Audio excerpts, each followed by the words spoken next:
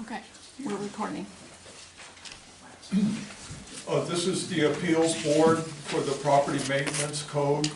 Our meeting is on February 12th, 2020 at 5:30 p.m. Roll call, I'll just go ahead and call the roll. Al Anderson. Here. Todd Conklin. Here. John Crow is excused. Albert Hopper here. Brian Hope here. Joe Ward here. David Smith is not here. Teresa Coleman, city manager, is here, and Tosca Henry, city attorney, is here. The published agenda had housekeeping items.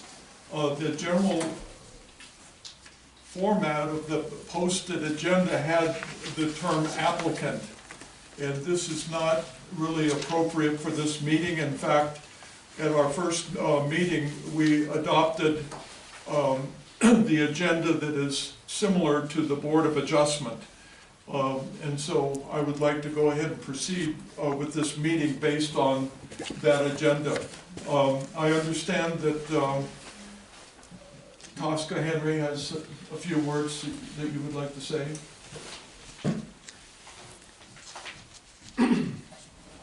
And if it please the board, I'm going to borrow the public's microphone since I did lend mine to Mr. McKinnon, and I will return it when I'm done speaking. So just as a part of housekeeping, during our first meeting, we did review the scope of the appeals hearing and the scope of your review tonight.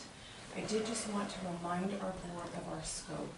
So this appeal and your jurisdiction and scope of review is whether or not the code was correctly or incorrectly interpreted and applied, whether provisions of the code do not apply or do not fully apply, and or whether the requirements of the code are adequately satisfied by their means. For purposes of tonight, this appeal, as expressly stated in the appeal letter, is regarding that first scope, and that is whether the code was incorrectly interpreted and applied to these facts. And if there are any questions about that scope as we proceed, please feel free to reach out to counsel. I'd be happy to discuss. Thank you. And if I may, I'm John McKinnon, representing the appellate, Ms. Bave. We've also raised the issue of whether, as an administrative proceeding, the decisions that were made in the application were arbitrary, capricious, and abuse of discretion, and that, as it relates to whether it's legal, will be one of the standards we'll be talking about. So. All right, thank you. The docket is actually relative to property at 61A Scherer Avenue. And I'd like to have the building inspector or city staff, who is the building inspector, summarize of the issues and relevant data by city staff.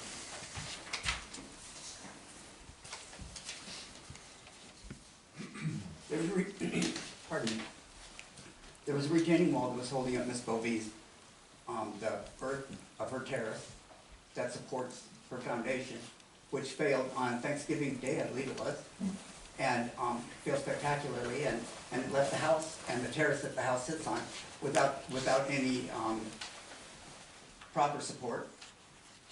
Right now, they put plastic on it and stacked some ballast and some rocks and such, but I think that most people looking at that are going to realize that that is not enough to hold back that earth when it's wet at that kind of angle. You know, it's approximately, it's got to be 60 degrees, and it you see the photographs that you have taken on the side, but the and so because of the danger that was associated with that, the house was marked, was posted as being uninhabitable. The code does give the building department and building official, which I am the building official for the city of Bisbee, the capacity of requiring testing, and that's where we had required that there be that the ground be permanently stabilized. There's many ways of doing that. I'm not saying that a wall has to go back, by saying permanent stabilization. It could be recontoured. There's other ways of doing it that are going to be sufficiently sound when they're designed by an engineer. But what happens is, here on the International Property Maintenance Code 2012, 105.3 required testing. Whenever there is insufficient evidence of compliance with the provisions of this code or evidence that a material method does not conform to the requirements of this code, or in order to substantiate claims for alternate materials or methods, this code official shall have the authority to require tests be made as evidence of compliance at no expense to the jurisdiction. And that's why we were requiring that it be engineered, and because there's nothing that is in the code to relate to how the whole back of earth like that. All of that has to do with engineering principles. All right, Tosca, we're not in a position to start asking questions, are we? At this point, if there is a specific question about what our building official just brought up, you can go ahead and ask him some questions about that if you have clarification on what he just said. Well, I would like to just ask the building official, how long have you been the building official for the city of Bisbee? 6 years yesterday. 6 years yesterday. Okay, any other questions? All right, we'll move on. A presentation by the appellant. Thank you. I'm John McKinnon, representing Ms. Bouvet. We didn't talk specifically about the documents that are before you. I have provided each of you with a copy of the exhibits that I'm going to reference in our presentation, and if you would please review them, we're going to point to them. I haven't been provided a copy of what has been provided to you, so I'm not sure what that actually is, but as it comes up, I guess we'll talk about it. And to that point, it's my understanding that the only information that was provided to the board was publicly posted on the website. Please correct me if I'm off. No, it would be, yeah, a packet would be And then posted. also for the board's information, I've reviewed the exhibits that were provided to you by Mr. McKinnon. I don't have any objection to any of the exhibits. I would like to ask if the board would allow to see if there are any objections from our building official of any of the exhibits. Otherwise, from legal, there are no objections to these exhibits. Thank you. Does anybody have an objection to using these as part of the discussion that Mr. McKinnon wishes? The one thing I would ask is, there seems to be a lot of stuff here, emails and so forth. I don't think we need to spend a lot of time dealing with every little bit of communication that's been associated with this. If you wouldn't mind keeping it to the key elements, that would be appreciated. Certainly that we intend to do that, but we also intend to let you know the full story.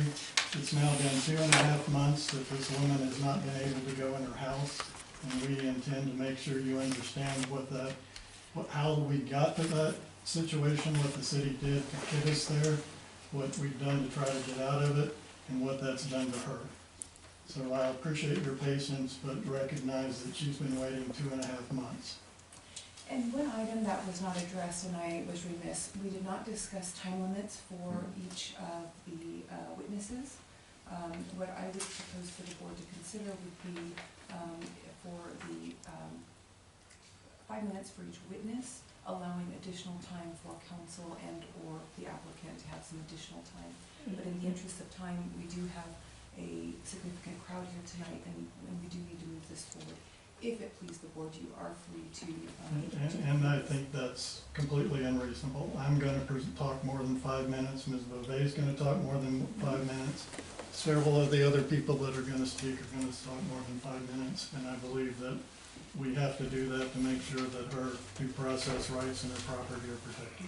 And if you'll So I understand that. I understand that your desire to limit it, but we will do our best to present it efficiently if we can get started. And my recommendation was we do allow the appellant and his client additional time. However, in the interest of time, there should be some time frame. I threw out 5 minutes, but the board can decide what time frame they will allow for all of the rest of the witnesses to. I John, would 10 minutes be I reasonable? don't think we need a hard limit. I think we all understand that we want to get this done and presented, but some people are going to take longer than others. I see. 3 minutes has been traditional for public comment. This is At not a other public meetings. comment. This is a hearing about protecting the home of Ms. Beauvais and allowing her to return to her house so that she's no longer out essentially homeless. So we will recognize your desire for expediency, but we're not, this isn't a public comment. This is a hearing on the decisions that have been made by the city that have taken her house away from her. And we appreciate the right to have due process hearing on that. This is not a trial. Yes, it is. It's an administrative hearing. It's not a public application type thing that you typically do. This is a trial on the decision that was made by the code enforcement officer, and you are the board that's required to hear it. So we will get started, and I will try to be expedient, but we are not going to recognize arbitrary time limits if that interferes with our ability to present this case. All right, well, let me just say, as far as our responsibility concerning our role in the code, and I'll repeat what the attorney said. An application for appeal shall be based on a claim that the true intent of this code or the rules legally adopted thereunder have been incorrectly interpreted, the provisions of this code do not apply, and the requirements of this code are adequately satisfied by other means. Now, John, that is why we're here, and this is the only purview that we are able to operate under. And everything else I'm going to say, if it goes off in a tangent, I'm going to cut her off, because we have only a very limited role in dealing with this situation. So you may proceed. And let me also note that with regard to the emergency measure that's been adopted here by the order of condemnation to cease occupancy of her house, the standard is that under 109.6 hearing, any person ordered to take emergency measures shall thereafter, upon petition directed to the appeals board, be afforded a hearing on that matter. So we are here for you to consider the decision of whether it was appropriate under this code to lock her out of the house in the manner that happened in this case. You have the right to make that decision. You also have the right to change, modify, abate, or affirm the decision that has been made in the corrective order. Yeah, that's correct. Well, go ahead and proceed. All right, thank you. So, in the afternoon of November 29th, which was not Thanksgiving, but was the Friday after Thanksgiving, in a period that had been, we had days of rain, and it was cold, wet, miserable. Ms. Beauvais, around 2:30 in the afternoon, heard a crash, something near her house, looked out and saw that the wall that's on the property below her had collapsed. And so she called 911, and they showed up, but meanwhile she had, being upset, gone to visit with a neighbor. The fire department primarily, and perhaps some police officers showed up in emergency response, spent a short time on the property, did not conduct any investigation of what actually the situation was up on her property, did not go in her house to see what the status of her house was, did not contact her to see what her situation was, did not contact her to see whether she had pets that needed to be dealt with, whether she had a place to stay, whether she had any needs. They put, if you will, then turn to what's page 2 in your exhibits that I provided to you. They put a notice on each entrance to her door that says this structure is unsafe and its occupancy has been prohibited by the code official. In fact, to the best of my knowledge, Mr. Ward was not present at that time. It was a fire officer that made this determination and put this notice on the door. And that notice has remained on the door since November 29th, and Ms. Bouvet has not been allowed to occupy her house. So, what are the standards for when a code official is supposed to do that? Under your code, a code official is an officer with training, experience, certification in these codes, and understands how they're to be applied. A fire emergency response member of the fire department is not a code officer under that standard. What 109.1 says, that in the opinion of the code official, there is imminent danger of failure or collapse of a building or structure which endangers life, or when any structure or part of the structure has fallen, and life is endangered by occupation of the structure, the code official is authorized to post this. In fact, there was no code official doing that, and it was done without any real basis to determine what the situation was with the building. Imminent danger is defined in section 202 as a condition which could cause serious or life-threatening injury or death at any time. At the heat of the moment, it might not have been difficult to determine, it might have been difficult to determine what was going on, but it was not required that this notice be put on there under the code. It's a discretionary action. It's the most extraordinary, powerful thing that exists in the entire code. And there were other options that could have been taken other than posting that notice. Mr. Ward cited you to the options under section 105.3, which allows for testing to be done. And I totally agree, that's an option. And you will find nowhere in the corrective order and nowhere on this notice where the code official actually used that option and implemented that. Certainly they could have also said, this might be dangerous, we don't know, you might want to step back till we figure it out. They didn't have to put on this notice, and they didn't have to leave it for 2.5 months. So what happened next was,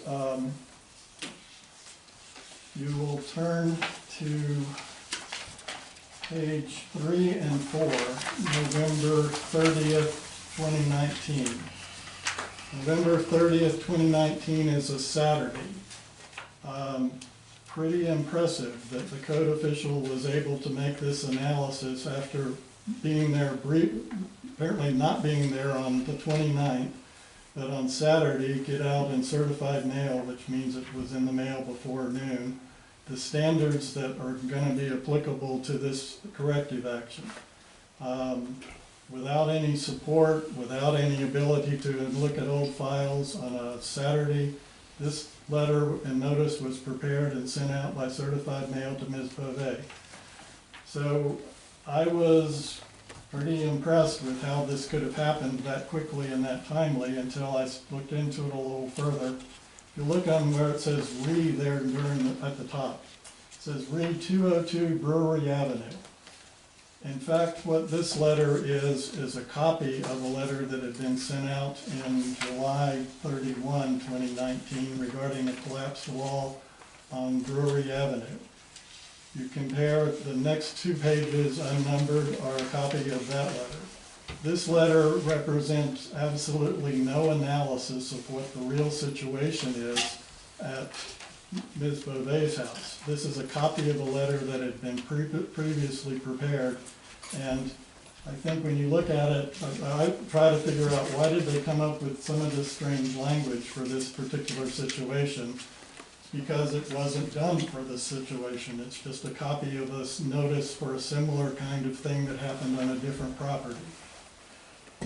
So the first item in the corrective order is ground and foundations supporting this house must be permanently stabilized. So if you turn to page 17, you'll see a picture of the situation that has existed shortly after the wall collapsed. So the situation, what does that standard mean? What are we talking about there? There's, what, are they supposed to get underneath the foundation? This is approximately a 100-year-old house that's had various work on it. What does permanently stabilize the foundations that are supporting the house at the moment of November 30th mean? It's not that clear. What does the, then it goes on to talk and say that, not that you're supposed to replace the retaining wall, but that if you're gonna use any portion of the retaining wall, then you should meet certain standards. Well, look at 17 again. There's nothing left of the retaining wall. What is the purpose of that? It turns out the city doesn't pay any attention to these corrective order terms either, as we'll get in and talk further. But the point and part of my appeal is that these aren't actually standards that are clear enough to say, if you don't do that, you're subject to a fine of $500 every day you don't do it, because you can't tell what these are really about.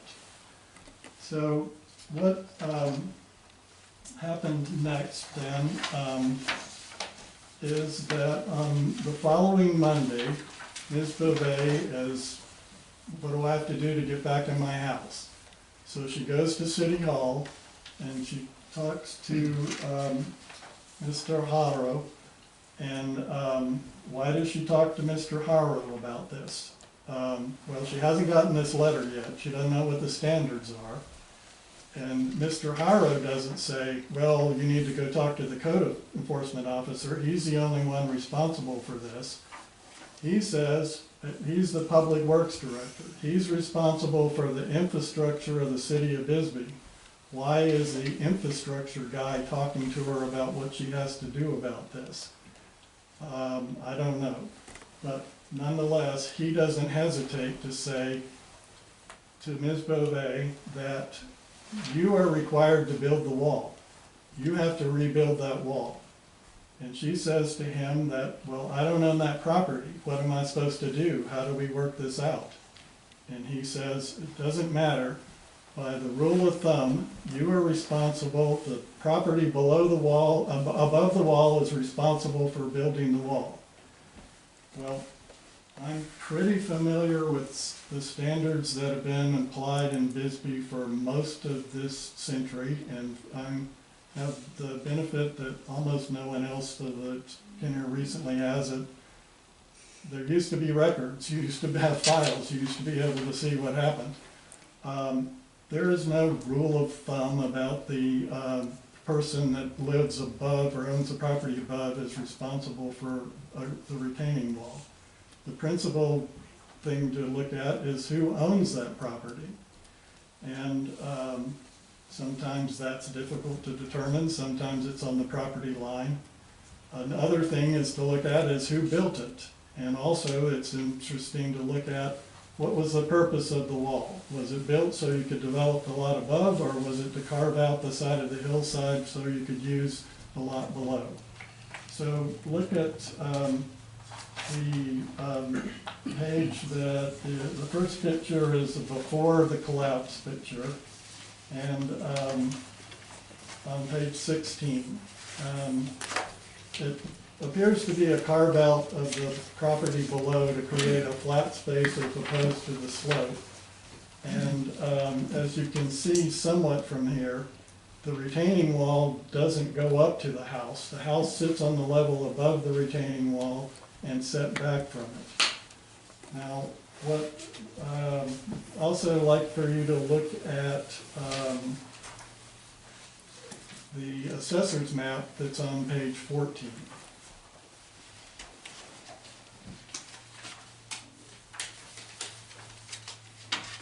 So Ms. Beauvais' property is the 82A parcel, and it is at the B level here above the street.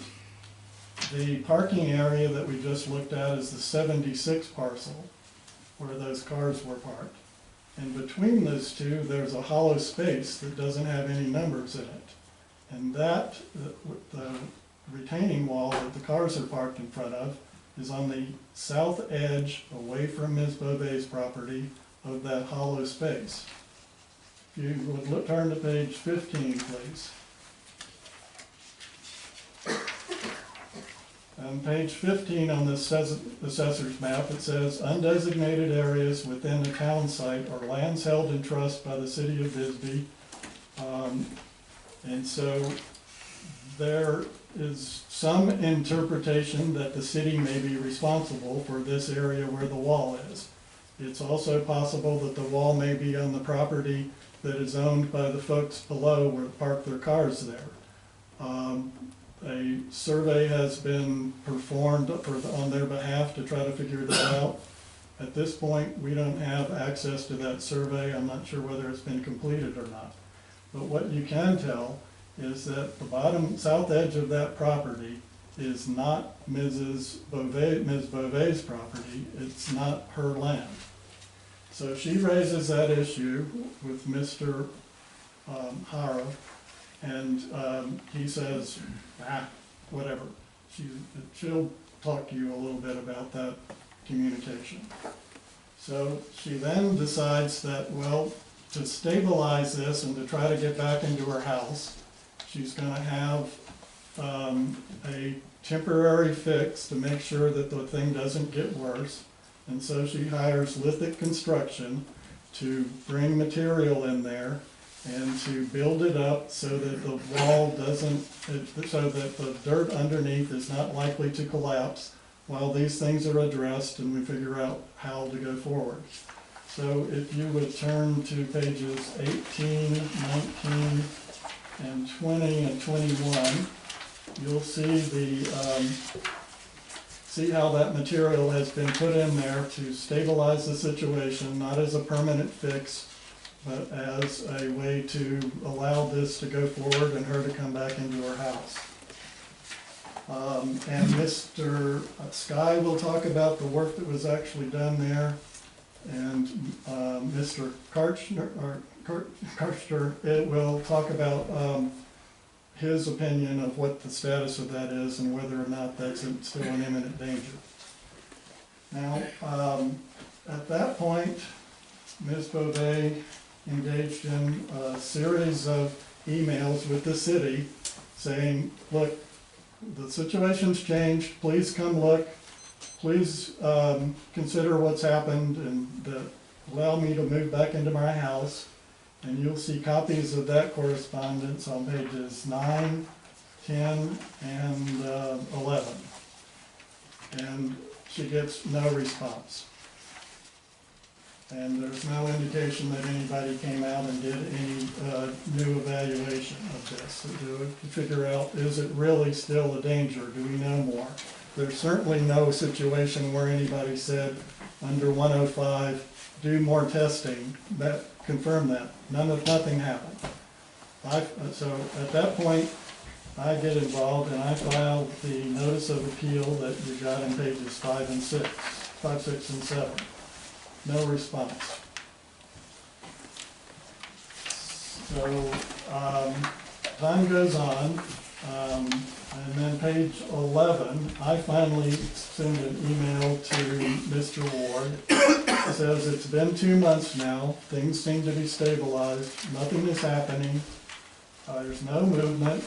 Could you remove the prohibition on occupancy and let her get her life back and let us see what was going on here? I get a response back from Mr. Ward that same day that says, no reference to the corrective order, no reference to more testing, just says that for the condemnation to be lifted without the failed retaining wall being replaced.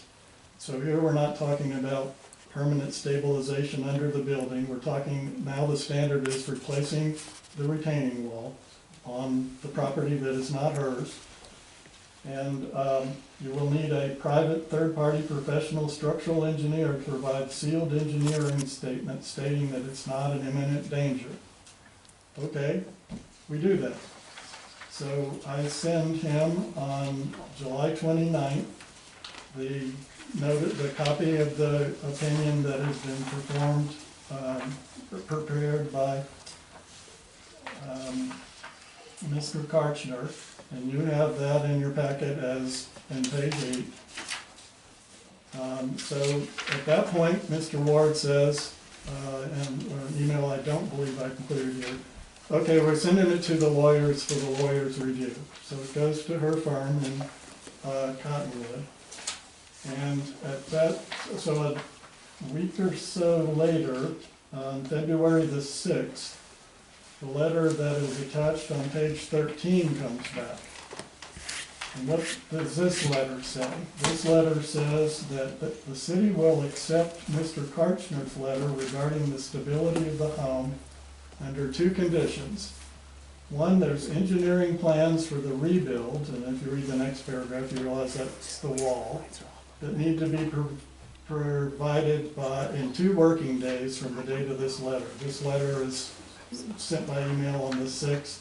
By Monday morning, we're required to have engineering plans for rebuilding the wall, and the final inspection must be completed no later than June 15th. All right, well, think about that part for just a minute. If we give them a couple of pieces of paper, then suddenly there's no imminent danger. It's okay to occupy the house until at least June 15th, when this wall has to be constructed, without any other additional remedial action. So I would submit to you that that is essentially an admission that this is not an immediate danger thing at this point. That we're, during the time that it's going to be taken to develop plans, figure out how we deal with this property that we don't still know who owns, figure out where the wall is, make sure everybody on both sides is comfortable with the plan on how we're going to do something out there, that we have enough time to do that, because it's by this admission here, it's not going to come down tomorrow. It's not an any day thing. It's apparently could be okay until June 15th. Okay, so the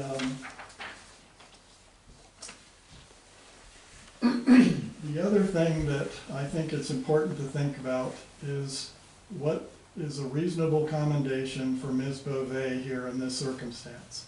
Ms. Beauvais is a competent but disabled person that has suffered mightily because she has had to relocate, and she will talk to you about that. I think some of her friends and family will talk to you about that, but you guys have also some obligation to, the city does, to make some reasonable accommodations to accommodate people with special needs, and that's one of the things that we're also asking for here. And finally, I would like to talk a little bit about the due process issue that we've got. In each of the letters, if you look on pages 3 and 4, in the last paragraph, it talks about, of course, you have rights to appeal, and of course, under basic due process concepts of law in the United States and in Arizona, people have a right to notice and an opportunity to be heard if their property is going to be taken from them. And in fact, this is about the second most absolute way you could take from her. I mean, you could have locked her in jail, but in jail she would have been in 12 hours. She would have at least gotten a hearing to do something to know what's going on. In this case, she gets this notice put on her door, and she has not a real right to appeal, because you guys didn't even exist at the time this happened in November 29. I believe, Albert, you were originally a member of the appeal board at some point, but it hadn't been constituted since I don't know when. So after they've taken her property, rather than say, wait, we don't really have a means for her to be heard and it's fair and to handle this in an appropriate manner, they say, okay, we're going to go appoint some people, and then we're going to adopt a process, and then we're going to apply it to Ms. Beauvais. But that's not what due process and taking like this and fundamental as her house should be. There is no reason that the city needed to shut her out of her house without having a process so that she could be heard. The other thing that I'm concerned about is when each of you guys were tapped to be part of this, I understand from some indication that you got specific information from, why are we doing this? What's this about? And that's not fair either. because that's an ex parte communication about what's going on in this particular appeal that we aren't party to, we don't hear what is said, and we don't have a right to respond to, and it puts you in a situation where you're already starting to make up your mind and make a decision on this without hearing both sides of it. And that's a fundamental problem with this whole process that you can help us undo by allowing her to return to her house. So I have taken more time, I'm sure, than you wanted me to take, but I believe that it's important that we present all this. And I have told Mr. Karchner that he could go first so I could get him out of here. So with your permission, I'll call him as a witness at this point. Yeah, that's fine.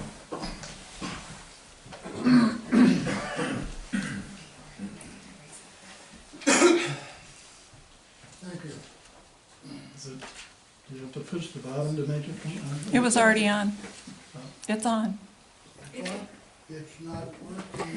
Hmm. Well, I will just talk loud enough Okay. where you can hear me. I was called to inspect this property right after the wall fell down and the cars were still under it, and, you know, it was a pretty disastrous thing. And I went and immediately pulled out my property maps to find out who owned everything, and wow, it doesn't tell me anything. You know, the house sits on its own wall. One wall of the house is a foundation. Then the other wall was about 10 or 12 feet away, and that's the one that broke and fell away. Now, this lady doesn't use that property. Her access is around the other way.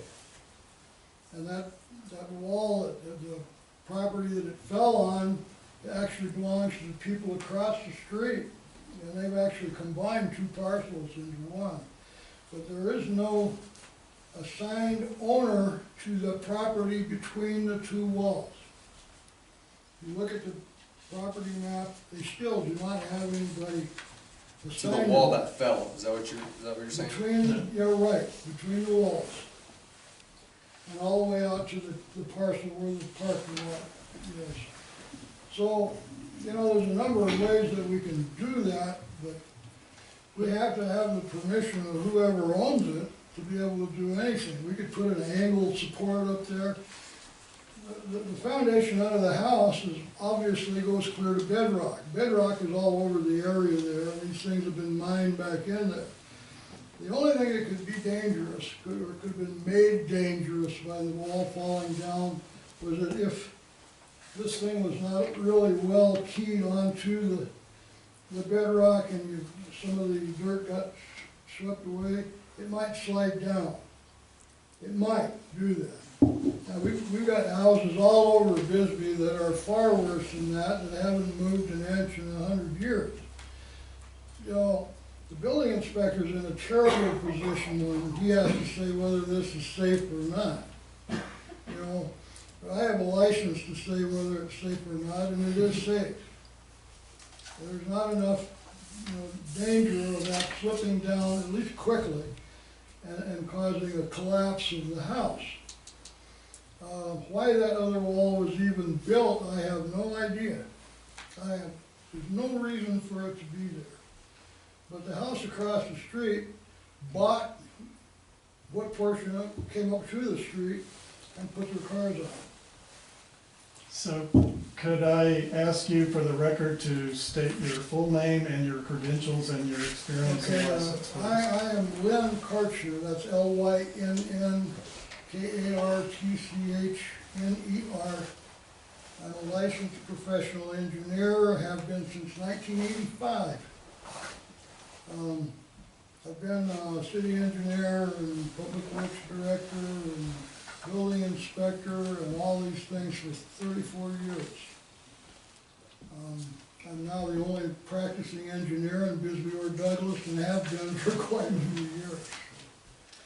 Anyway, I have a good relationship with these people and I do not lie. But I looked at that place and it's not perfect. You go up there and you expect to find some sort of Wall Street perfection. It isn't, but it's just as good as any other house in Old Bisbee. And so it is not an imminent danger to a person that would be in that building, correct? No, it is not. It's not used. You know, the access is completely into the other part of the property above. And so it's never had any traffic there. They used to have to put a ladder up from the level of the house and go down there to chop the weeds and stuff. But there's no traffic through there at all. Yes. John, I'd like to get a little bit of a timeline established in this. The thing that I wanted to talk about is this photograph on 17, which shows the wall having collapsed and the rubble that was put back had not been put there. Lynn, did you see this situation like Yes. this? You did. You saw the foundation of this house hanging Yeah, off the side of the wall. The foundation is not hanging off the side. Well, that's my interpretation. There's a level of dirt between the edge of the fall and where the foundation of the house is. Joe, did you see this situation before the rubble was put back? I saw it in the dark. Pardon? Well, I saw it in the dark and I saw it the next day, yeah. You saw this situation, I did, yeah. and so you made your decision on moving ahead with your orders based on that right there, this, yes, sir. what you saw in this, which is shown in this photograph. Yes. Okay, how much time after this was seen by Lynn Karchner and the building inspector did the rubble get pushed back on the side of the hill? So this is a picture that happened sometime during the period of November 29th through early December. The cars, I think, took a while to get out from under there, but the work to put the rubble in there happened on or about December the 5th. So, before, less than a week. So there was about 4 days when That's correct. when this situation That's existed. right. But Mr. Ward did not see this before that notice on the door was put up and before the November 30th letter was sent out, correct? Incorrect. Correct? Incorrect. Incorrect. Oh, you saw it before that letter was sent out? Certainly, yeah. You didn't see it before it was, the door notice was put on the 29th? I put the notice on the door, John. I did it. Ken was there. The notice was put on the door on the afternoon of the 29th. Were you in town on the afternoon of the 29th? That's how I put this on, yeah. Because I think we've got somebody that will say that it was a fire official that put it up. They'd be wrong. Okay. All right. Okay, thank you. Anyway. All right. I have one question. Mr. Karchner, when was the last time when you went by this property and saw it?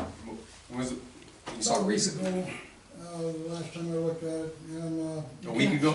You can't see any of the exposed foundation edge or anything, and nothing has apparently moved, so, you know, the backfill that's been put in there has protected it from any movement.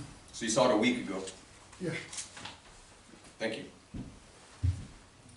any other questions? And you stand by your statement Yes. as part of these? Yes, you know, if it's going to move, it's going to move very slowly. It's all tied together. It's on a slope, and you got the upper walls are very short, and the downstream walls are very high. And if anything starts to move, it's gonna crack and pop, and it's gonna tell you that it's going to move. It's not gonna move suddenly. And now, I don't think it's gonna move at all. But you know, I would expect that we would find out who owns that piece of property. You know, and if the city ends up owning it, it's really, I believe, the city's responsibility to replace the wall. But, you know, the county won't tell us who owns it. They said it is not being taxed. It's not taxed to this lady. It's not a part of her parcel. It's not taxed to anybody. So, you know, normally you would assume that's a city thing, or there's some ghostly owner out there that we don't know. So that's the issue. You can't really build anything on it until you establish the ownership, and if she has the ownership, you can require her to build the new lower wall.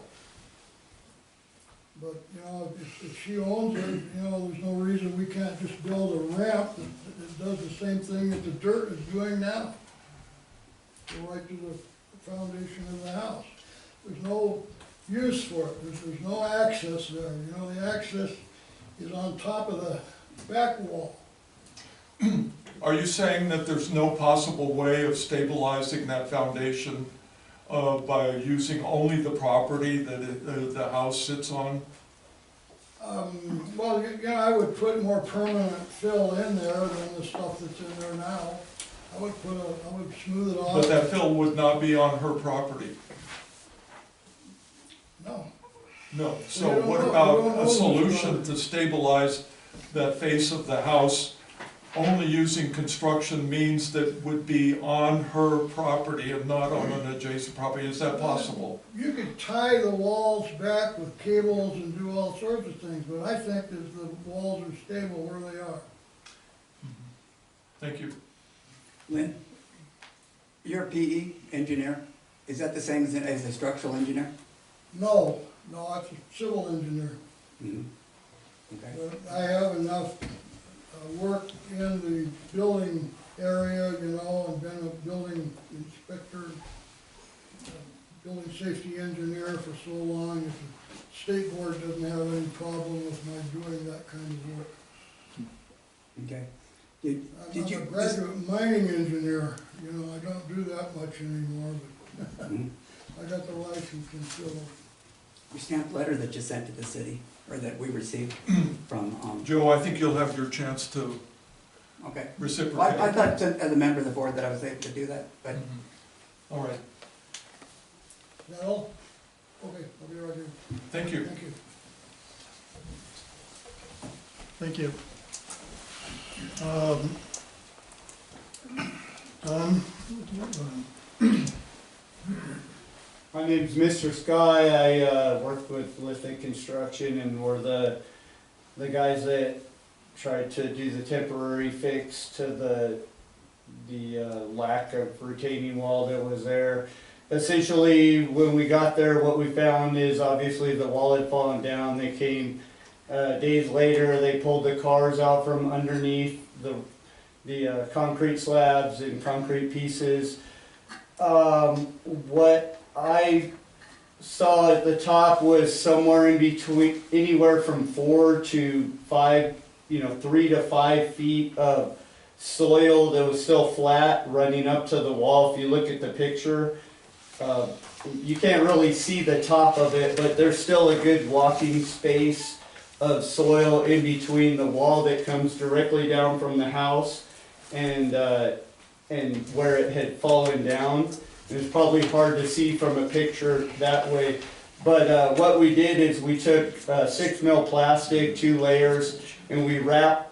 Well, first we took all of the concrete out away from the soil, It's straight down. and then Let them finish before you. Sorry, continue. my apologies, I'm getting carried away.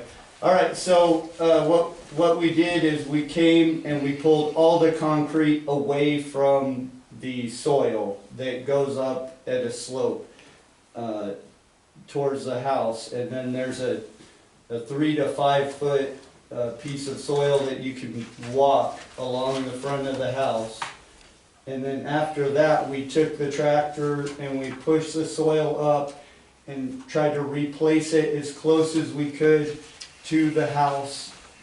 And then we laid 2 layers of 6 mil plastic, pinned it all the way along the top, so no more water from rain or anything could penetrate the soil and weaken it, but only the water that would be coming down from the mountain through seepage underneath the house would hit the area. And then we took all of the concrete pieces, which I wouldn't consider rubble. These are 100 to 500 pound pieces of concrete. And then we replaced all that on the bottom.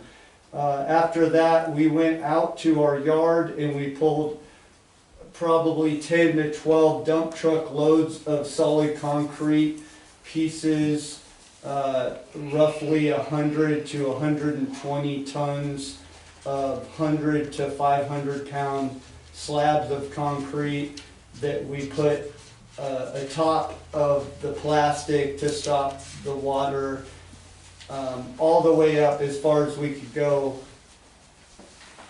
I think we almost reached the top, but we ran out of material. So I'm not quite sure what the angle of the concrete is. We're shooting for 45-degree angle, because at a 45-degree angle, that's what you're looking for, is 45 degrees. We may have got 55-degree angle. I'm not sure, I have no way to check that. And then the other reference that we go for is, if there's 7 feet of land in between the house, the load bearing, what you really want is 7 feet. We're at probably 5 feet or a little bit less. So with the concrete weight and then the 5 feet, we felt like that should be sufficient to hold the house temporarily, so Ms. Beauvais would be able to occupy the residence and try to figure out what the next step was with the city or the neighbors or however that works out. So if there's any questions. Did you do compaction tests while you were back home? We did not. So you don't know what your compaction is? No, sir. And are you calling this a permanent fix? No. No, it was a temporary fix. It was an emergency situation. We had no idea. We hadn't had an engineer look at it. I mean, Lynn had looked at it, but we had no plans or anything. We were just trying to get it put back together as quickly as possible to retain the house, to make sure that nothing further happens. So you're confident that you put enough soil, kind of like a bookend, to keep the books from falling over, but when you remove that, are you saying that the house is not going to fall over? I'm not an engineer, so I couldn't say that. I do know a lot about the way the mountains work in Bisbee, from working and digging footers and making retaining walls and stuff like that. So essentially, most of the mountains that aren't, tailing piles are all solid rock that runs down the hill. And then how they made the houses is they cut into the solid rock, and then most of the houses are sitting on wood on the rock. So you essentially have a rock foundation. So all your work around town in the solid rock, would you categorize it mostly as solid rock or fractured rock? Depends on how deep into the rock you go. So when the rock is exposed to weather, it turns into this shaly material. But once you go back a foot or two, then it gets into a situation where you have to use a hammer hoe, and it's essentially unbreakable. It could take days to chisel out the rock. I think most of the foundations that were made for these houses were dynamited out. So, Thank you very much. I have a question. Oh, you have a question? Go for it. So, whenever you added in the additional fill, Mr. Karchner did not give you advice on adding it. You guys just added the fill, or did Lynn have any input on that? Yeah, I know that we were talking back and forth. I mean, my memory's not really great, but I'm sure that we spoke with Lynn, and we discussed most of the projects that we do with Lynn, because he stops by most of our jobs. He does all the engineering on the retaining walls that we do, etc. So I'm sure we ran it by him. I don't think there was an official meeting that took place where we were like, yes, this is, exactly how to attack the project. And like Mr. Anderson said, I can observe that this isn't a permanent fix, but Mr. Karchner felt good that this was adequate to hold, for temporary means. Yeah, we spoke after we had done it, just to double check, and, Is that right, Lynn? Well, that's correct. yeah, just to double check things, and, you know, obviously, we don't want to do something and not know what we're doing. And how quickly did you get to this after it fell? It was pretty quick. If you look at the 6 emails days. that are there, you can tell that it was in place by December the 5th when Ms. Bouvet is writing again to the city. I think the first email on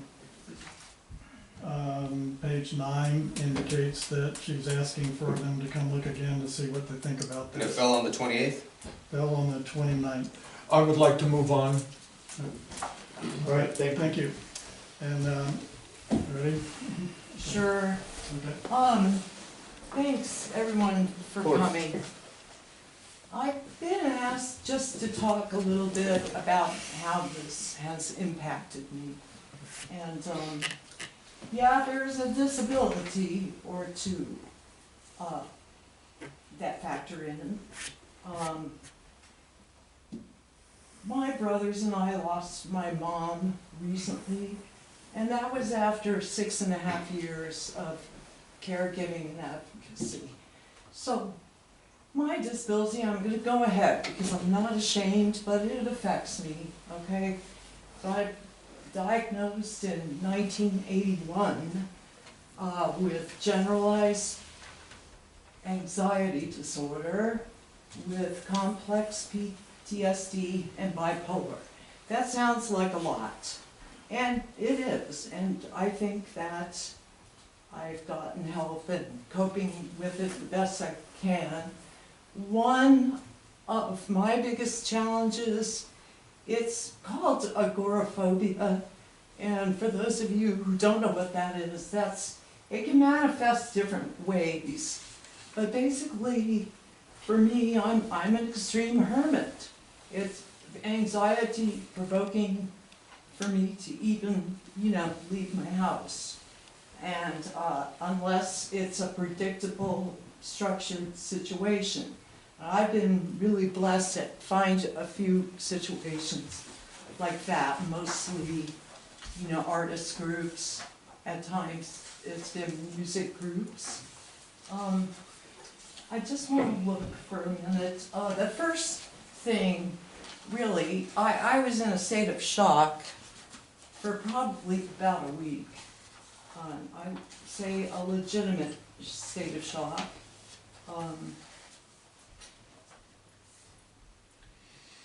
I think everybody who knows me, and there's quite a few of you here, you know that I'm like this, okay? I'm not a bad person. You just know that I'm an extreme homebody. So I've lived in that house for the most part Make sure. of 45 years. So the first thing that happened, really, I had to move 4 times. I finally found a more permanent place to live. The next thing that happened, I go on an annual cabin trip with friends and with artist friends. It's a work trip. Well, that was scheduled for, I think, the 13th. I missed that. I had recently only just signed up for some online music classes and bought some equipment for that. I paid for those. I haven't been able to enjoy those. I have fallen off of my health regime because a person that is a shut-in, you're gonna have a treadmill. I have a treadmill. That's how I try to stay healthy and sane. I have sought additional medical help during this time. I had an increase of my medication because I wasn't sleeping at all, really. 2-3 hours a night. It's a little better now. Look, I feel bad for my entire neighborhood. I feel bad for Mark and Walker and Ted Schriever in their cars. I just think this was kind of traumatizing for all of us. You know, a concern I have, and it's more practical concern, is the longer that my house is condemned, the harder it's going to be for me to sell. You know, I have some joint problems, 2 crushed discs. I'm gonna have to move to the flatlands. I've thought about it for a while. I'm still recovering and in grief and trying to figure out what to do since the death of my mother. But every day that it's taken 2.5 months for us to get here, every day that is decreasing the value, eventual value of my house, because you don't want a house with a history of being condemned. I guess that's about it for me. If anyone has any questions. I have a couple of things I'd like you to bring up. So, do you have a camera monitoring the situation at your house? Yes, I do. I have 2 security cameras monitoring my house. And can you tell when people have come in your property with that? Yes, I can. And has anybody come on the property from the city or city agents to do an evaluation of what your foundation is actually like on the land? Not that I've seen. And my security cameras are running 24/7. I turned them off when I knew that Mr. Karchner was gonna come. I also turned them off the night, November 29th, that it collapsed, because that was just a terrifying night for me. I was having chest pain. But I pretty much know everybody who's been on my property, unless they climbed up that rubble. And have you had intruders on your property since it's been Yes. vacant there? Yes, I have. And have you reported those to the police? Yes, I did.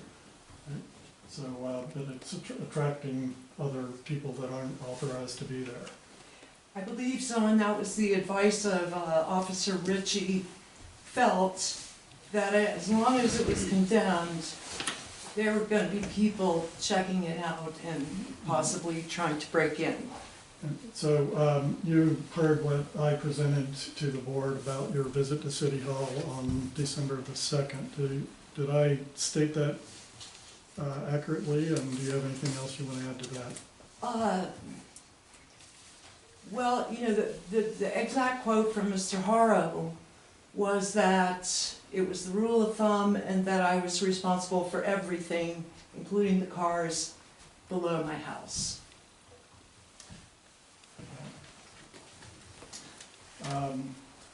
And I would like to also add, you know, look, I'm really hurt. I am hurt that not a single person in city government or staff has been willing to dialogue with me or answer my emails. Not a one. Ms. Coleman did respond to one of my emails saying that she would refer all of my emails to the city attorney. You know, I'm actually hurt by that, No assistance, no explanation, nobody really explained the statutes or who owned the property. In addition to what I just said with Mr. Haro, I asked him on that day, who owns this strip of land, who owns this property? I assumed that was a city wall. And I said, where are the titles and deeds on this property? And he said, I don't have to help you with any of that. I don't have to look that up. I don't have to help you with anything. So that was that meeting. He did change his tone and I think was quite a bit more gracious and polite to my brother, Steve, who joined in on that meeting about near the end. Okay, so near the end, I told Steve what Mr. Haro and I had discussed that far. There were no disagreements as to what had been said, and I think that I told Steve pretty accurately what had happened during that meeting. Well, let me ask you to look at the map that's in the packets on page 22 in the back. So this is the soil map prepared by Freeport for your property. Excuse me, That's, twenty-two, very bad. So, is your property accurately identified here as the hatched part? yes, it is. And they didn't show you having any interest down to the south side of your home, right? That's correct. So your home is actually right on the lot line, correct? To my knowledge, yeah. Right. And have you noticed any change in your house in terms of structures, cracks, shifts, anything inside since the wall collapsed outside? I haven't. Let me ask you to look at, now, on page 16 is a picture of the state of your foundation prior to the wall collapse, correct? That's correct. What and page is that- that, John? 16? That's a rather old photo. Yeah. Okay. But it's essentially the same condition as it was? Yes, sir. Okay. All right, and on 17 is the picture of within a day or two after the collapse. Was there any change to your foundation? None that I could see, observe, or feel going in. I've been in all of those rooms. And so, and you know that nobody else actually did any excavation or anything into your property to figure out anything different than what people could see from here, right? None that I saw, and as I said, if somebody's on my property, I'm gonna see them. It's gonna be on my security cameras. And I think Mr. Hopper was interpreting this picture as showing that there was, the foundation was hanging on space beyond the dirt Well, that's not correct. Which picture are you referring to? on page 17. So there's a dark line there, and it's probably difficult to tell whether it goes in or out, but actually that's showing the dirt coming out on the face, not undercutting your foundation, right? That's correct, and I haven't been out there, so I would only be able to have viewed that from my window. Yeah. Obviously, I'm not gonna go down there, I'm not allowed to be on ladders. Yeah, but you can see that there was dirt beyond the face of your foundation. Yes, sir. Right, and I think okay.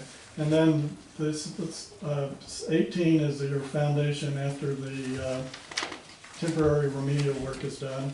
The foundation hasn't changed there either, has it? Not that I can see, no, And sir. there's nothing that you've experienced when you've been in to get stuff that there's been any change Nothing inside? whatsoever.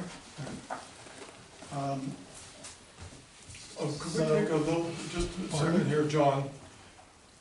Where do we go from here? This could go on for another hour or two. That's in your discretion as far as time for the It- witness. I don't believe it will be another hour or two, but there are a few more people that you are. So what is your plan for additional witnesses, and how long do you estimate that it will take? I'm gonna call a couple more people directly, and then there may be some other people that want to speak. Other people, how many in the audience wish to speak on behalf of the appellant? Two.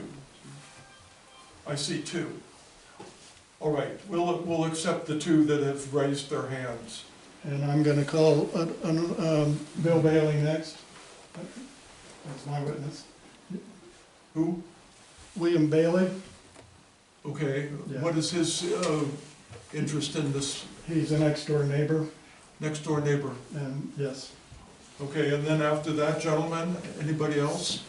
I'm just trying to get an idea of where we're I headed. understand you don't wanna be here, but we're gonna do our best to present this case and hope that we can make it clear what's going on. You have Appreciate- someone online after this gentleman? Pardon me? Do you have another witness after this gentleman speaks? I think Steve Beauvais is gonna speak. yes. Steve Beauvais. Yeah. And did he raise his hand? Yes. Yes, he did. So the way I see it is there's this gentleman, Mr. Beauvais, and then one other, and that'll That be it. probably will get us there. I Okay, good appreciate deal. your patience. Thank you. And were you finished with what you wanted to say? Yeah, thank you, yes. All right, Mr. Bailey. My name's Bill Bailey. I live below Chris Beauvais and to the left of where the wall fell. I was in my bedroom at the time. It fell on the 29th, the day after Thanksgiving, around 3 in the afternoon. I heard the wall fall, and I thought I have a large cottonwood tree out in my front yard, and I thought the cottonwood tree maybe had blown over. and the rain was coming down. I looked out the window and was shocked to see the wall had fallen over the 2 cars that were parked there. Literally right, so I'm kind of below Chris Bobet's front yard, and I have literally solid rock behind my house, about 2 feet behind the house, there's solid rock. And I'm sure that vein of rock runs down underneath your foundation. But in that 4 or 5 feet that is right below her house there, that 4 or 5 feet that's disputed, that it looks like it was just fill at one time put in when that wall was built. But literally where, at the back of that, which would be about where your foundation is, that we don't see there, or you see in the picture, that's solid rock. So it's solid rock behind my house. And I have no qualms about that rock deteriorating in her front yard, falling onto the back of my house. So I have looked at her foundation from down below. I don't see, have been a contractor in California for 30 years. I do not see any cracks or anything, any movement. I don't detect any movement at all happening there along her foundation. And so and you are a building contractor for Building contractor and for you're 30 years, over 30 years. involved in foundation work? A lot of foundation work. Hillsides. Okay, so in terms of the temporary stabilization that work has been done there, do you think that that's It seems like satisfactory? it's been Hold it done in very well place because, till we figure out what to do finally? yeah, the boulders are big, heavy, 100-pound or more, literally a couple 100-pound boulders, slabs of rock that have been put in there at such a nice angle. It's hard to believe that wall, the dirt underneath her house, which I think is rock underneath your house, would ever fall over. And you're what, about 100, under 140-pound lady, it's hard to believe someone walking in the house would cause enough movement for that house to go over. So if it hasn't already come down, it's not gonna come down Yeah. between now and early summer? And it would be, if it did come down, like Glenn Karshner said, it would be slow. It's not like it's gonna collapse and kill anybody, you know? So you're not concerned being on the downhill side? Absolutely. Thank you. Any other questions? Steve, could,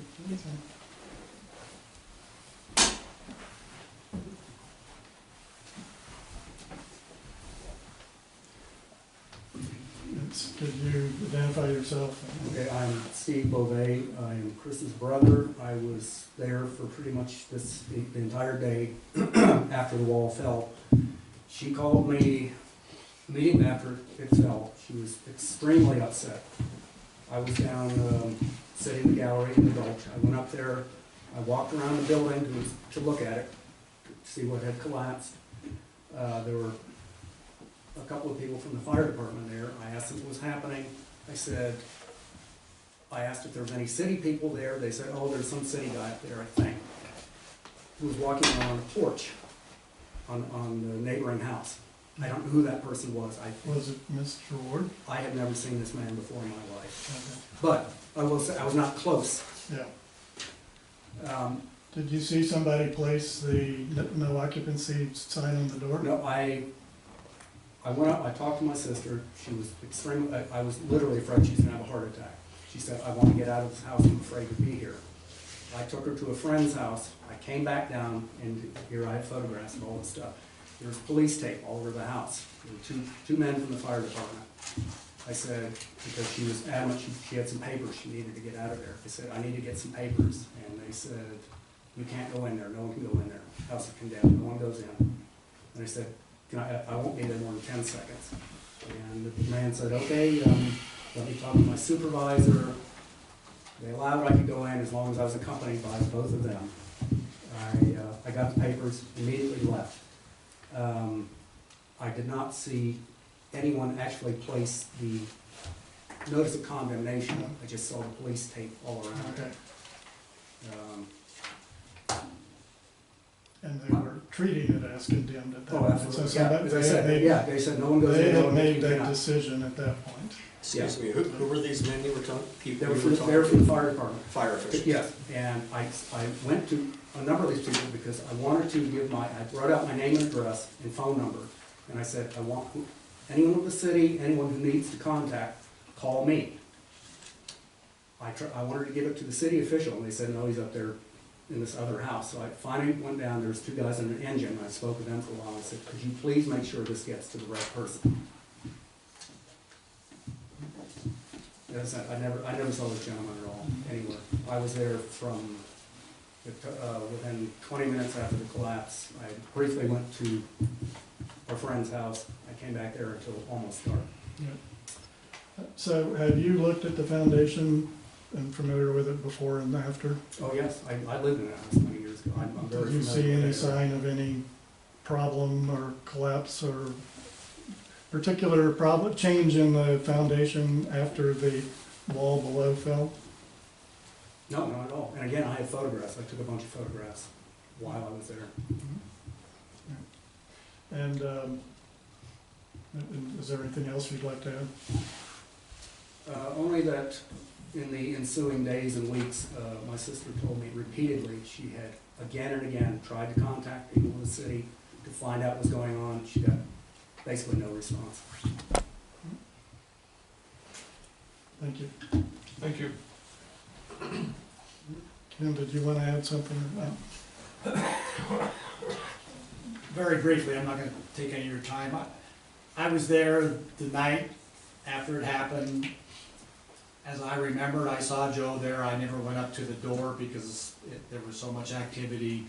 But I guess my position to come before you was the day after, or the Monday after, we went down to the county, and I'm the one that found the maps where, because I'm friends of the people with the cars that look like pancakes. And so we went in their car down there and started to try to figure out and pull maps and pull titles and find out, you know, really whose wall is this? And when we found out, oh, it was not Chris's, and the people below said, well, it's not necessarily on our land either. So it really threw it into the no man's land. But I'm only here to advocate for her. There's a bunch of people that are, and I just was willing to stand up and say, it's really about, you know, does it take 2.5 months to get something before the city to do this? And I think it's time that you guys stand up and start to say to the city, you know, you can't put somebody out of their house for since Thanksgiving without moving a little faster. And so that's mine. I'm not here to testify that the thing's stable, or what I do know is the wall that fell on me, that somebody on this board actually helped me design, was 17 feet high, which was basically what this was. But in order to build a poured concrete wall 17 feet high, we needed an 8-foot footer. Well, there's no 8-foot, you know, distance at the bottom to do that. So it will take a coordinated effort for many people to mitigate, you know, to finally settle this. But at that point, I just think that I'm here to advocate for her and say, you know, let's move forward and let her back in her house and see what happens. That's all. Thanks. Thank you. Thank you. Is there anyone else that wants to speak? Okay, thank you. Okay, then let's move on. The next item is comments by other persons opposed to the appellant's position. City staff may respond to the substance of this appeal at this time. Mr. Harwood, would you mind coming up, please? Good evening, Jesus Hall, the Public Works Director. I would like to have you give me your impression of your conversation with Ms. Bovee. We're talking about the Monday following. Yeah. I would respectfully, highly disagree with the way that the conversation they described. I did explain, I was there the night that happened. I never said whatever. I never said that I wasn't there to help. I never said that you were responsible for the cars. I did my best to give the information that I had at the time. You said, what about who's responsible for the I believe cars? Ms. Bovee said in her testimony that I said she was responsible for the damaged cars. I never said such. This, Okay. I'm unclear, did the conversation, was it telephonically or was it? In person, she It came into my it office. was in She person. came into my office with her brother, Steve, correct? Yes. And did you say that it was her responsibility to rebuild the retaining wall? No, I did not say it was a responsibility to rebuild the wall. To rebuild the wall? No, no, I never said it was her responsibility to rebuild a wall. Okay, thank you. Why were you talking to her as opposed to the code enforcement officer? She came into my office and asked to speak to me. And did you tell her that she should talk to the code enforcement officer? I said that the building, the wall is a structural building, so the building officer would have to be involved, absolutely. When we talked about having to rebuild a wall, I mean, you have to have a building permit. And you never told her anything about the rule of thumb thing that I, The rule of thumb, no, what I Yeah. did speak to her about was, the direction that we've been given to by our city attorney. and what is that? That a wall holding up land that is used by people of those, whoever uses it is responsible for that. I'm not sure I understood. Could you- So if there's a wall, and there are specific people that use that wall, those people are responsible for that land, that wall that holds up that land. No matter whose property it's on. It's beneficial use of the property that the wall is on. In other words, it's helping to support In this the case, property of her house, but it's also helping to provide the space for the parking lot below.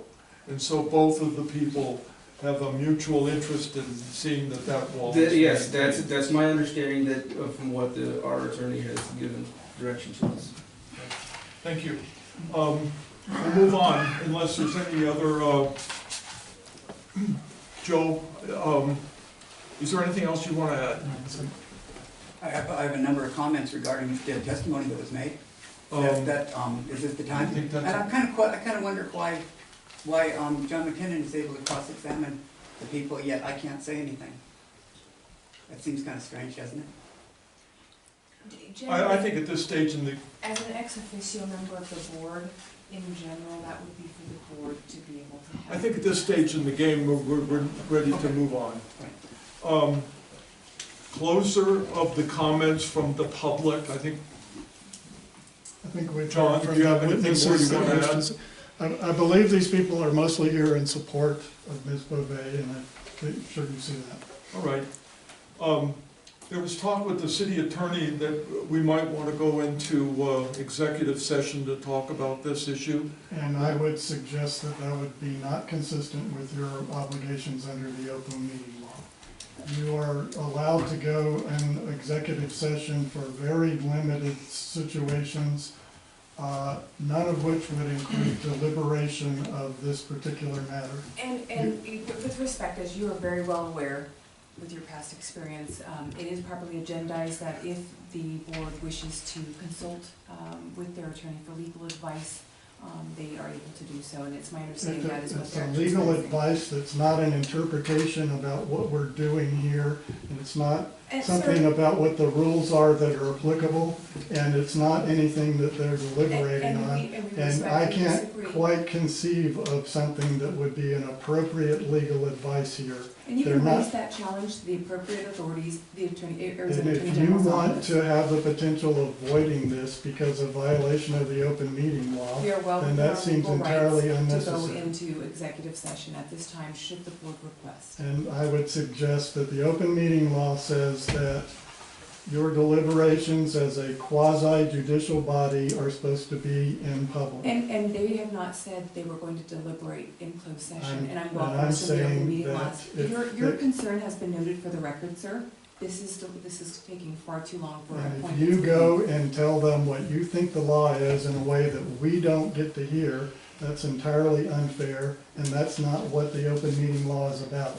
Open meeting law is about them, tell them things that might be a liability for them or something that would be litigation they might be involved in. But for you to try to jump in and And you're in an awkward situation in this matter I also think because, I'm going to have to stop you there.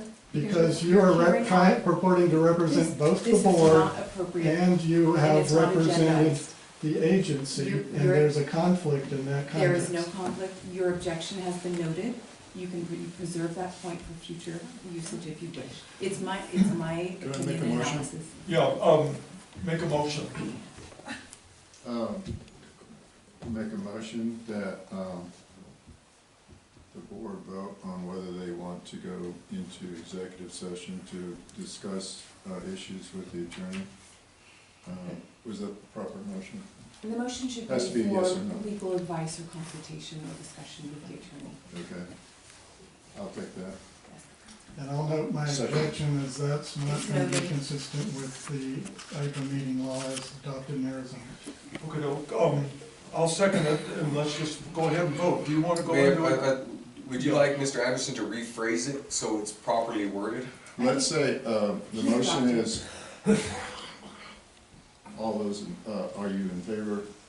No, you have to have it in the The positive. motion was, as corrected, my understanding and recording can reflect that there was a correction, that the motion was to move into executive session for consultation and or legal advice with the attorney. Yes, That's my understanding. that's what I was trying And to say. that we had a motion, had a second, and now there's a call for a vote. Okay, yeah, a call for the vote. Yes. And I would just soon like to go right, yes or no? Yes. Yes, Yes. yes, yes or no? Yes. No. No. Motion fails. Motion fails. Okey-doke. Move on.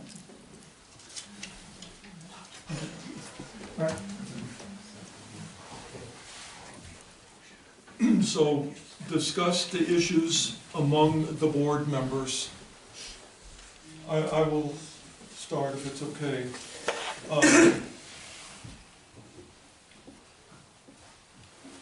We're all volunteers here, and we do have varying degrees of experience in building and construction. We were asked at the beginning, at the end of last year, whether we wanted to be a member of the board, and we volunteered, and we had our first meeting about a month ago, and learned about the open meeting law and so forth. So that happens to be the schedule, the reality of what we're dealing with. And I don't fault you in the least, and I apologize if that was the perception, but I believe that my concern is that the city is doing these extraordinary extreme measures without having this system in place prior. Okay, my second thought is, whether it be the fireman or whether it be the building inspector, based on their varying degrees of experience, are trying to carry out their jobs in a good faith effort. We don't expect the building inspector to be a structural engineer or a mechanical engineer or electrical engineer. We expect that based on the availability of employment, we've hired this building inspector. He's had 6 years of dealing with buildings in Old Bisbee, foundations, electrical, mechanical. He feels comfortable in assessing what he sees as being realistic. I do not believe that the building inspector, especially looking at that photograph showing the collapsed wall, would lead any reasonable person to not believe that that foundation was in jeopardy. And regardless of the amount of effort that has been taken to temporarily, on an emergency basis, to stabilize that side of the wall, we've heard absolutely nothing about how the owner of that property intends on following through with stabilizing that area. All we're getting is, well, it's not gonna fall down, it's not gonna fall down the hill, it's not gonna do this, it's not gonna do that. And there's also, look, this is board discussion I now, think you this is didn't irrelevant what you actually have allow to me to say. close, and I was Let going me to just address finish, the let me plans just for finish, control. please. Okay. As far as I'm concerned, all discussion about that retaining wall, whose property it's on, is totally irrelevant to the situation at hand. The ground and foundation supporting this house must be permanently stabilized. What we have not heard is how the ground and foundation supporting this house must be permanently stabilized. We haven't heard anything to that regard. It's just a kind of we don't want to deal with it because we don't know or whatever, but it's all just let her move back in because we've thrown all this dirt and concrete up against the side of this building. There's been no structural analysis other than Mr. Karchner kind of looking at it and saying, well, I think it's going to be okay. And we got to get serious about this situation. All the building inspector was asking is, let us have some definitive solutions on how the ground and foundation supporting this house must be permanently stabilized. Look, we're beyond that, John. The retaining wall adjacent to the south edge of your property has failed. Therefore, any remaining portions of this wall that you intend to remain in use must be examined by a registered design professional and verified as being capable. Has the owner spent any time or to look into how the ground and foundation supporting this house must be permanently stabilized, regardless of whether you're going to use whatever is remnant of that retaining wall, or as Mr. Karchner suggested, maybe we have to come in under the house and put some cables in to hold that thing from falling down. You know, we're not talking about next week or next month. We're talking about a permanent solution to this situation, one that will last through monsoon, this year, next year, the following year. And we've heard nothing about that. And so as far as I'm concerned, since, other than kind of, I think it's gonna stay there, we've heard, I think that this building inspector, using his best knowledge and experience and good faith, is correct in saying that it's a dangerous situation and we can't let the owner live in that house until we have a definitive solution on how to mitigate the ground and foundation supporting this house must be permanently stabilized. Mr. Anderson? No, something else. Pardon? I'm not quite ready. No, Anybody else wait, go first? Todd? I'm torn on this one because a current survey has not been issued on the property, so really there hasn't been any finalization of whose land it is. So I'm torn on making any decision on this due to that. So I do trust Mr. Karchner's judgment as far as the stabilization of holding up the structure. As far as all the other hearsay, you know, I don't really know, but there's no definitive answer of whose land it is. And I haven't heard anything. I'm assuming that the reason why there hasn't been any infrastructure design or any type of plans drawn up for the retaining wall is because both sides want to know whose land it is, city and the property owner, Ms. Beauvais. So it's kind of a tough one, and I'm kind of just speaking freely here, and those are my thoughts. Okay, thank you. regardless of whose land it is, this strip in question, we have approximately 9 feet from the edge of the house to where that retaining wall was. Now, without an engineering study, do we know what that surcharge is? I have a hard time believing that this house is gonna cause further damage or fall off with a 9-foot area there. I'm really having a hard time believing that the house is unsafe. That the house is unsafe, I do not believe that. It is not safe. And you're willing to believe that that would happen next year and the year after? Rephrase that, I don't understand. Anyway. Mr. Anderson? It's not what he said. No, no. It's not unsafe. Well, I'm gonna go through my notes here and try to be patient with me, but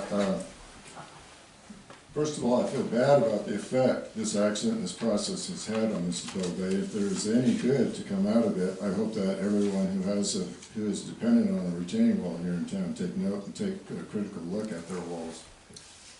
The COB, City of Bisbee, may have not conducted this process 100% correctly per the applicable legal guidelines. And there's been a lot of speculation and subjective opinions about the structural integrity of this property. I'm not a structural engineer, but I've overseen the construction of many retaining walls and spread footings and elevated foundations. During my 30-year career as a general contractor, it has been my experience that the only credible opinions from engineers are based on tests. I don't see that Mr. Karshner based his opinion on any test results. This house could be sitting on solid rock or it could be sitting on unstable fill dirt. But until someone performs current standard in industry, geotechnical borings, nuclear densometer, and ultrasonic pulse tests, there can only be one objective opinion that is based on evidence-based facts. The fact is the retaining wall in the soil has collapsed, so it is predictable that it will continue to collapse, especially when the pile of dirt is pulled back and continue to threaten this house. Given that there has been a complete lack of testing, I think the city has no choice but to lean on the side of public safety. It is prudent that the structure remains vacant and the area be barricaded against children and the general public until a permanent repair is installed. So,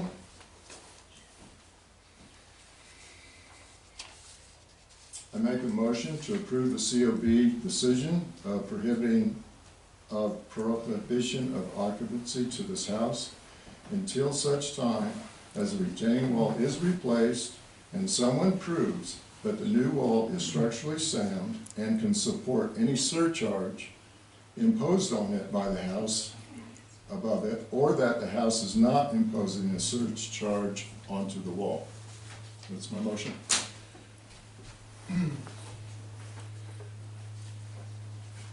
I don't know why we're focused on this retaining wall. For a very long time, it was an integral part of the support of that house. And it's gone. And it's gone. And so, how long? How long? Who owns the property that the house, that the wall was on? It's irrelevant. Her house is sitting on her property and she has about this much space left of her property on the outside of that building. It's a challenge. It's almost an impossible challenge, but it's a challenge that must be solved. All construction for stabilizing the side of this house has to be done on her own property. Wishful thinking that sometime down the road it's going to be proven that the wall belonged to the adjacent property owner. Maybe the adjacent property owner doesn't want to rebuild it. Happy with it just the way it is, doesn't want to spend the money. Does that, maybe this, is it a no man's land? Is it the city? property? Is it their responsibility to build it? Oh, to put that wall back? I don't know. But in the meantime, that house is sitting, being propped up by an emergency process of putting concrete and rubble and dirt, uncompacted dirt against it. And I can't see how we can assume anything other than the fact that she has the responsibility to, now that the circumstances are changed, there's no retaining wall, that she has to deal with that situation in a professional manner in order to be able to get a building permit, get the work done, and move on with her life. So, I'm sorry, Al, I want to make another motion on your place. I make the motion. As a point of order, we would need to actually, so if there's no second for that, then the motion. Okay, is there a second for Al Anderson's motion? Okay, then the Okay, no motion's second. Okay. I make a motion that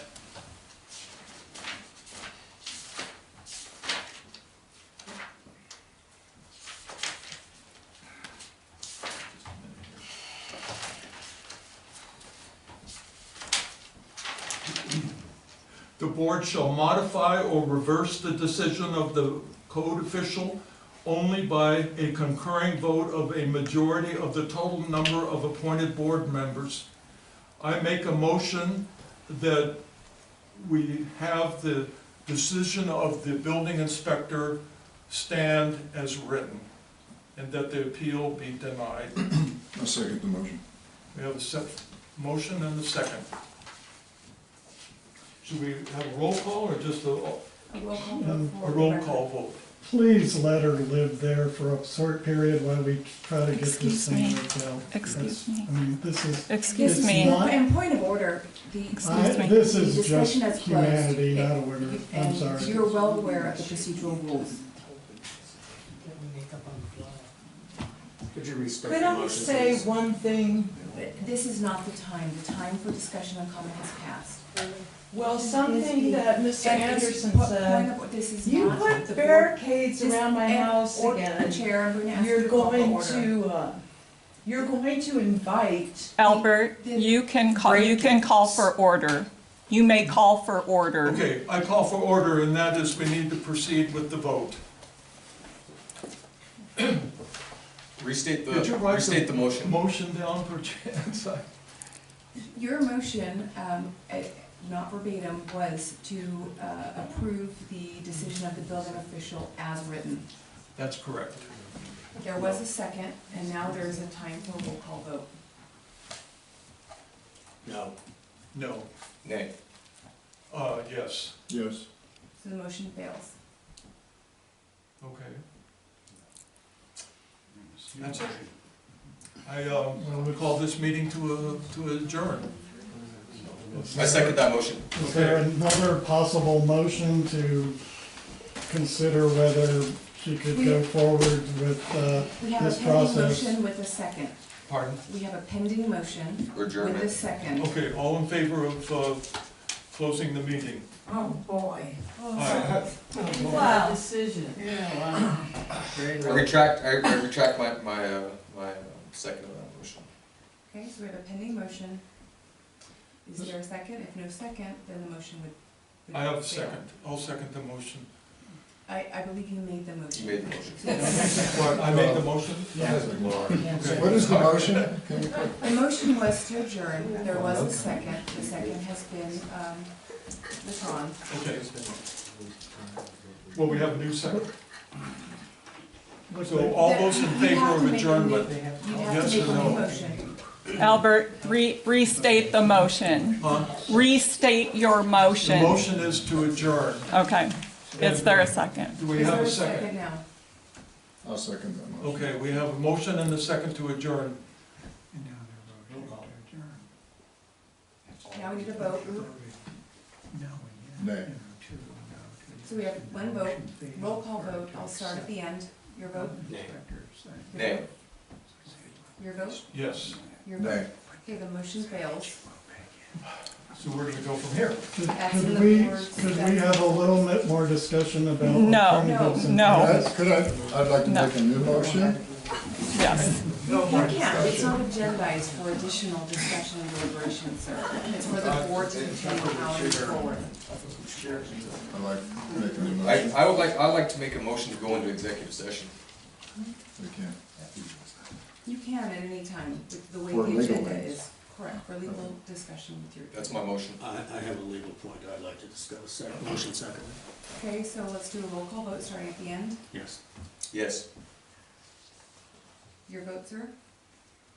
I'll respect these gentlemen's desires, I'll say yes. All right. Okay, motion My passes. objections have been noted for the record, Yes. correct? Thank you. And it's my understanding we'll move to a different room. Where would that be? Next board.